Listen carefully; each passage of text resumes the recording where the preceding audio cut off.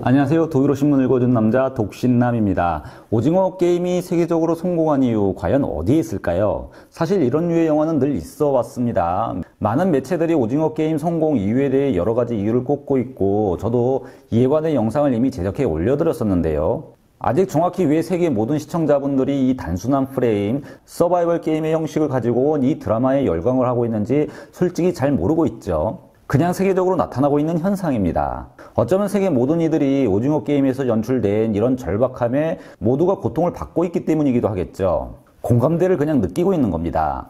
지난 영상은 여러 독일 언론들이 몇 가지 주목했던 점을 풀어서 설명해 드렸던 것 뿐인데요. 어찌 보면 꿈보다 해몽이라고까지 얘기할 수 있는 논평이었습니다. 아직도 속 시원한 논평을 저도 역시 들어본 적이 없습니다. 그러나 오징어 게임의 특징을 두고 독일 언론들이 하나같이 꼽고 있는 점은 드라마와 사회 비판, 그리고 스릴러와 서바이벌 호러 장르 사이에 놓인 퓨전된 방식의 틀을 가지고 왔다는 것들을 꼽고 있습니다. 그런데 이는 한류 K 콘텐츠의 특징이기도 합니다. 예전 유럽은 왜 한국 영화에 열광하는가라는 제목의 영상에서도 한국 K 필름의 특징에 대해 설명을 드렸던 적이 있었는데요. K 콘텐츠는 다층적인 구조를 가지고 있고 공포와 멜로물 그리고 역사와 액션극 사이에서도 여러 장르를 통합 퓨전하는 형식을 취하고 있다 설명을 드렸던 적이 있었습니다. 이게 바로 독일 언론들이 보고 있는 한류의 특징이라는 것이죠. 그런데 의문이기도 합니다. 사실 다른 한류 드라마와 영화도 이런 구성을 취하고 있기 때문에 왜 굳이 이 오징어 게임에서만 이렇게 세계 모든 시청자들이 푹 빠지냐는 것이죠. 훨씬 이야기 구성이 더 탄탄하고 긴장감과 몰입감을 보여주고 있는 킹덤도 이렇게까지 전 세계인들이 열광하진 않았었죠. 아직까지 독일의 여러 언론사들이 논평을 하고 있지 못하고 있는 상황입니다. 저 역시도 오징어 게임이 이렇게까지 성공한 이유, 그것이 무엇인지 왜 그럴까 궁금하기 그지없습니다.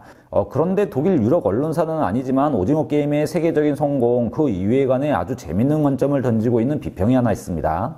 오징어 게임이 성공한 이유, 이 매체의 논평을 듣다 보면 만약 오징어 게임을 미국이 만들었었다면 성공하지 못했을 거라는 겁니다. 성공한 이유가 바로 이 드라마가 아시아에서 나왔기 때문에 전 세계적으로 대히트를 기록할 수 있었다는 것이죠. 즉 한류업계에 성공했다는 식입니다.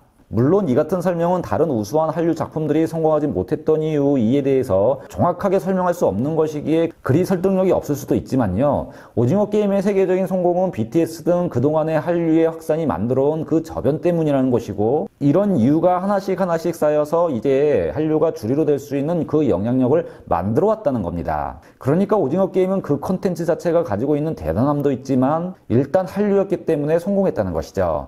저는 오늘 이 기사를 조금 저의 관점으로 설명해 보겠습니다. 독일 온라인 매체 웹D가 10월 6일 오징어 게임 한국에서 온 이 작품의 열풍 뒤에 무엇이 숨겨 있는가라는 제목의 기사를 썼던 적이 있었습니다. 매체는 이 기사에서 오징어 게임에 대해 상당 지면을 활용 소개를 하고 있는데요. 456명의 참가자 그리고 빚으로 인해 인생 막바지에 이른 사람들 등 오징어 게임을 자세히 소개하고 있습니다. 이미 지난 영상에서 이와 관련해서 설명을 드렸기 때문에 이 부분은 생략을 하고 넘어가겠습니다. 매체는 오징어 게임의 성공 원인으로 두 가지를 들고 있습니다. 한 가지는 소셜미디어의 힘이고요. 또 다른 하나는 Z세대의 트렌드를 주목하고 있습니다. 그런데 어찌 보면 이 모든 것들은 한 가지 이유이기도 하죠. Z세대와 소셜미디어는 접점이 아주 많기 때문입니다. 기사는 먼저 오징어 게임의 성공 원인은 소셜미디어에 언급될 만한 소재이고 소셜미디어를 가장 뜨겁게 달궜기 때문이라고 설명하고 있습니다. 일단 소셜미디어를 가장 뜨겁게 한 콘텐츠였다는 겁니다. 기사는 오징어 게임은 아주 빠르게 시청자들을 끌어들였다고 주장하고 있습니다. 그리고 이런 온라인에서의 열풍이 성공의 열쇠라고 설명을 합니다. 먼저 소셜미디어 틱톡에서는 아주 큰 주제로 다루어졌으며 모든 이들이 따라할 수 있는 어린이 놀이들로 가득 차 있다고 설명하고 있습니다. 그리고 드라마성에서 나온 전화번호는 시청자들에게 하루에도 수천 통의 전화를 걸게 했고 이에 따라 넷플릭스는 거액의 피해 보상을 하는 등 소셜 네트워크를 뜨겁게 할 만한 얘기들로 채워나갔다고 설명하고 있습니다. 이 모든 것들이 모두 오징어 게임 열풍을 만들었다는 것이죠. 그런데 엄밀히 얘기하면 이렇게 소셜미디어를 움직이게 한 것은 콘텐츠 그 자체죠. 매체는 소셜미디어를 담아낼 연출 방식이 많았다는 것에 주목을 합니다. 이 오징어 게임은 드라마 자체가 긴장감이 있고 아주 잔혹하게 연출되었다고 설명하고 있습니다. 특히 게임에서 패배한 사람들은 멀리에서 제거하는 것이 아닌 총구를 가까운 곳에서 조준하고 제거하는 방식을 택했다는 건데요. 이런 장면은 온라인상에서 수많은 논란과 토론을 재생산했다고 밝히고 있습니다. 또한 많은 경우 피가 튀고 흘리는 장면이 바로 지나가지만 이 오징어 게임은 이런 장면의 노출이 수분 동안 지속되었고, 또한 드라마상에서 연출된 성관계 장면 등 소셜미디어상에서는 거칠게 토론의 대상이 되었다고 매체는 보도하고 있습니다. 드라마 중간 보시는 분들의 입장에서는 거부감이 드는 장면들이 많았던 것도 사실이죠. 즉 오징어 게임이 소셜 네트워크를 가득 채울 만한 연출과 소재로 만들어졌다는 겁니다. 매체는 이런 모든 소셜 네트워크를 뜨겁게 만든 여러 요소들로 인해 많은 시청자들에게 오징어 게임을 보도록 강요했다고 주장하고 있는 것이죠. 뿐만 아닙니다. 이야기 구성 자체도 시청자들을 빠르게 끌어들일 수 있었기 때문이라고 밝히고 있습니다. 기사는 이 같은 작품의 몰입감은 일단 이 드라마가 쉽게 말해 아주 잘 만들어졌기 때문이라고 비평하고 있습니다.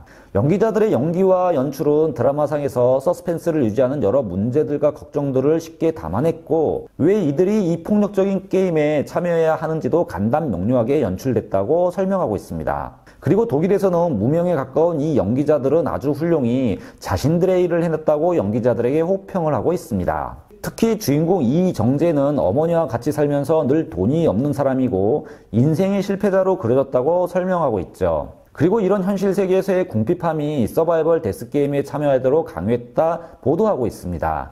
즉 이야기의 포맷은 아주 간단하다 설명을 하고 있는 것인데요. 그러면서 이 드라마는 사회 비판과 드라마 그리고 스릴러와 서바이벌 호러 장르의 융합된 믹스 형태를 띠고 있다고 보도하고 있습니다. 또한 드라마상 감시자들은 붉은색 옷을 입고 침묵으로 일관하고 있으며 늘 무장을 하고 있고 잔혹하지만 감정을 드러내지 않고 있다고 설명합니다. 이렇게 드라마 구성상에서 한쪽을 미니멀리즘으로 압축한 반면 게임 참가자들은 다양한 모습으로 죽음 앞에서의 인간의 여러 모습들을 그려내고 있다는 건데요. 주인공들의 절박함과 인간미 그리고 데스게임에서 노출되는 여러 인간상 등 연출하고자 하는 여러 포인트를 최대한 극적으로 높여 서스펜스를 유지했다는 겁니다. 이 과정 중 여러 논란이 될 만한 장면들을 노출시키며 소셜미디어를 타고 사람들의 관심을 최대 이끌어냈다는 것이죠. 그런데 여기서 자세히 보시면 틱톡을 주로 사용하는 세대는 Z세대이죠. 이 오징어 게임 열풍을 만들어낸 것이 일단 온라인상에서 Z세대라는 겁니다. 매체는 오징어 게임의 성공이 바로 이 Z세대의 새로운 문화 소비 형태에 있다고 보고 있습니다. 기사는 오징어 게임의 세계적인 성공 그 두 번째 이유로 어쩌면 그러니까 전 세계 젊은이들 즉 Z세대의 관심이 이동하고 있기 때문이라고 보도하고 있습니다. 매체는 예전 세대들은 미국 문화에 집중했었다면 현재 Z세대들은 음악, 만화, 영화 그리고 드라마 등 아시아 작품들을 중요하게 생각하고 있다고 기사는 밝히고 있죠. 그만큼 아시아 컨텐츠 영향력이 전 세계에 커져가고 있다는 것이고 이제 Z세대에게는 주류로 자리 잡았다는 것을 시사하고 있는 내용입니다. 이 기사가 아주 의미하는 바가 큰 것은 Z세대부터 미국 문화 패권이 이제 사라져가고 아시아로 옮겨가고 있다는 것을 전제로 논조를 쓰고 있다는 점인데요. 그러면 아시아에서 컨텐츠 강국은 과연 어느 나라가 될까요? 기사는 일본의 망가 역시 큰 성공을 거두고 있다고 밝히고 있죠. 그러나 넷플릭스의 전략에 있어 가장 중요한 나라는 미국의 컨텐츠 산업과 함께 바로 한국입니다. 이 거대한 열풍 한류를 타고 온 넷플릭스는 전략을 구현하고 있는 것이죠. 이와 관련된 독일 언론사들의 기사를 이미 제 채널에서는 수차례 다루었었는데요. 여기서 궁금한 점은 한류가 전 세계 Z세대들에게 관심을 끌고 있는 것인지 아니면 아시아에 대한 관심이 커져가는 전 세계 Z세대들 사이에서의 트렌드를 한류가 가장 잘 이용하고 있는 것인지 정확히 말할 수는 없습니다만 한류가 Z세대의 문화 소비의 한 축이라는 것은 틀림없는 사실입니다. 물론 저는 제 채널에서 이제까지 전자를 설명을 해드렸던 것이고요. 전 세계 사람들의 아시아에 대한 관심과 아시아 문화에 대한 확장을 한류가 만들어가고 있다는 것이죠. 이게 바로 제 논조였습니다. 그리고 기사는 오징어 게임은 이런 트렌드를 지금 한껏 더 높이고 있을 수 있다고 주장하고 있습니다. 매체는 특히 새로운 세대들은 한국의 보이밴드 방탄소년단을 떠올리고 있고 이 젊은 아이돌 그룹은 전 세계 수백만의 팬을 보유하고 있으며 이들은 BTS 아미로도 알려져 있다고 보도하고 있습니다. 한류는 이제 전 세계 주류로 들어갈 준비를 다 마치고 스타트를 기다리고 있다는 얘기죠. 아시아에서 불어오는 한류가 이제 전 세계를 정복했다는 독일어 기사 내용은 이미 많이 알려진 내용들입니다.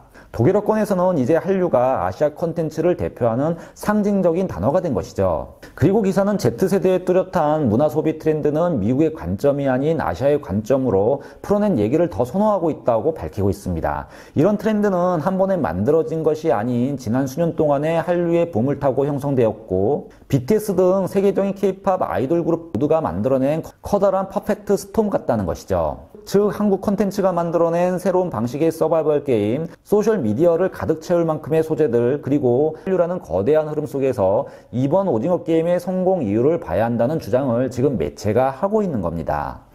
그러니까 오징어 게임 이 드라마 성공 뒤에는 이런 변화하는 한류에 대한 거대한 소비자 트렌드가 숨어 있다는 것이죠. 오징어 게임은 한류니까 성공했다는 주장을 하고 있는 것이고요. 이제 한류 컨텐츠는 세계 주류로 들어오고 있다는 설명도 하고 있는 셈입니다. 오징어 게임을 비롯 K 컨텐츠는 한류를 타고 앞으로 어디까지 더 성공을 거둘 수가 있을까요? 지금까지 독일어 신문을 읽어준 남자 독신남이었습니다.